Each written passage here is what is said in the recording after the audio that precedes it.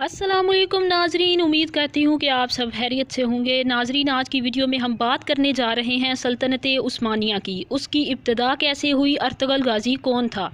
नाजरीन, सल्तनत उस्मानिया का नाम किसी नस्ल या कौम से नहीं बल्कि इसके पहले हुक्मरान सुल्तान उस्मान गाजी के नाम से मंसूब है। अगर बात की जाए अर्तुगरुल गाजी की, जो सुल्तान उस्मान गाजी के वालिद थे, तो लोग उस वक्त तुर्क कबीलों की शक्ल में रहते थे और तमाम कबीले खाना बदोश थे जो जहां बहार देखते वहां ही हैमे गाड़ लेते। इन सब कबीलों में एक कबीले का नाम काई कबीला था, जो बाकी तमाम कबीलों से ज़्यादा ताकतवर था। इस काई कबीले का सरदार सलमान शाह था, जिसका मकसद सिर्फ़ और सिर्फ इस्लाम की इशाअत था। ये ऐसा वक्त था जब हर जगह मुसलमान पस्ती का शिकार थे, मंगोल आगे बढ़ते जा रहे थे और सल्जोकी सल्तनत ज़वाल का शिकार होती जा रही थी। ऐसे हालात में मुसलमानों की तादाद को बढ़ाना बहुत ज़रूरी था। जब सलमान शाह का इंतकाल हुआ तो इसका बहादुर बेटा अर्तुगरुल जानशीन मुकर्रर हो गया। नाजरीन, अर्तुगरुल गाजी बहादुर जंगजू और सच्चा इंसान था जो अपने कबीले को महफूज रखना बहुत अच्छे से जानता था। नाजरीन, इस वक्त हालात ऐसे हो गए थे कि मंगोल हर तरफ तबाही मचा रहे थे, हर तरफ मुसलमानों को कत्ल किया जा रहा था। चंगेज़ खान की फ़ौज ने ख्वारिज़म शाह की सल्तनत को तबाही की तरफ धकेल दिया था।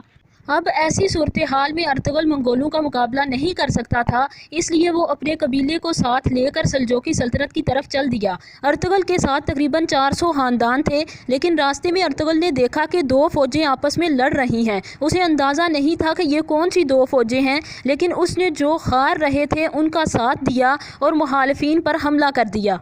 नाज़रीन, बाद में पता चला कि जिस फ़ौज का साथ अर्तुगरुल ने दिया था वो सुल्तान अलाउद्दीन की फ़ौज थी। सुल्तान अर्तुगरुल पर खुश हुए और अर्तुगरुल के कबीले को अपनी सल्तनत में एक जागीर अता की और फिर काई कबीला वहीं आबाद हो गया। सुल्तान अलाउद्दीन ने अर्तुगरुल को बाज़ंतीनी सरहदों का इलाका फ़तह करने का कहा। इस मिशन में बाकी तुर्क कबाइल भी अर्तुगरुल के साथ मिल गए और इसे अपना सरदार तस्लीम कर लिया। इस तरह दिन ब दिन अर्तुगरुल की ताकत में इजाफा होता रहा। ने एक बहुत बड़े लश्कर को शिकस्त दे दी, लेकिन फिर 90 साल की उम्र में अर्तुगरुल अल्लाह को प्यारा हो गया और उस्मान गाजी, जो कि अर्तुगरुल का तीसरा बेटा था, वो इसका जानशीन मुकर्रर हो गया।